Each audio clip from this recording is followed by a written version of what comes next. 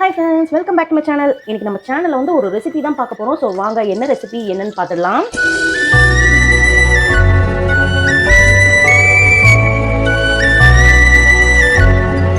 இன்னைக்கு வந்து நான் பொங்கல் செய்ய போறேன்.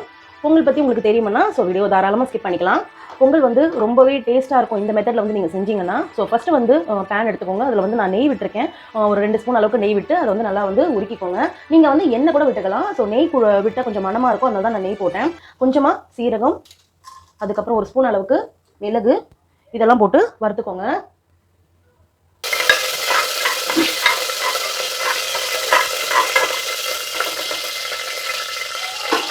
மிளகு வந்து நல்லா உங்களுக்கு வறுபடணும்.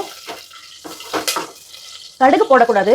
நிறைய பேர் பொங்கல் செய்யும்போது அதில் கடுகு போட்டுருந்தாங்க. இதுக்கு வந்து கடுகு சேர்க்கக்கூடாது. நீங்கள் வந்து மிளகு, சீரகம், அதுக்கப்புறம் ஒரு சின்ன துண்டளவுக்கு இஞ்சி, 2 பச்சை மிளகாய், கொஞ்சமாக முந்திரி பருப்பு இதெல்லாம் போட்டுக்கோங்க தாளிப்புக்கு. முந்திரி வந்து ஆப்ஷனல். நீங்கள் முந்திரி சேர்த்தீங்கன்னா நல்லா டேஸ்ட்டாக இருக்கும். இது நல்லாத்தையும் கிளறி விடுங்க. முந்திரி வந்து நல்லா செவக்கிற வரைக்கும் கொஞ்சம் நேரம் வெயிட் பண்ணுங்கள்.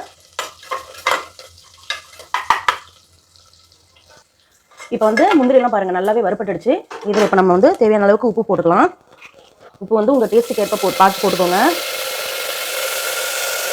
அடுத்து மஞ்சள் பொடி சேர்த்துக்கலாம். சில பேர் வந்து மஞ்சள் பொடி போடாமல் இதை வந்து வெண்பொங்கல்னு சொல்லுவாங்க.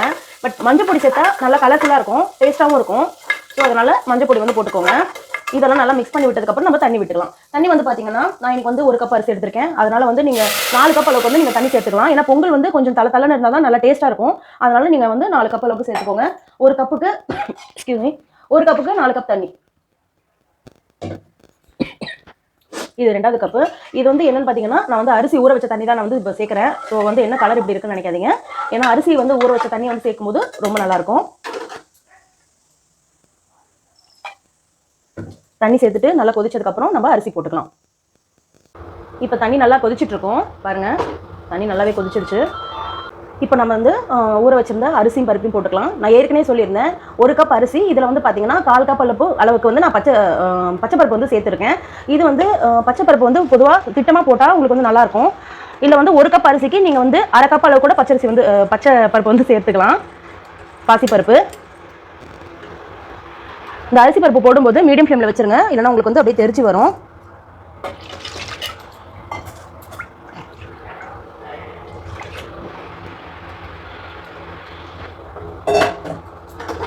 இப்போ நல்லா கிளறி விடுங்க.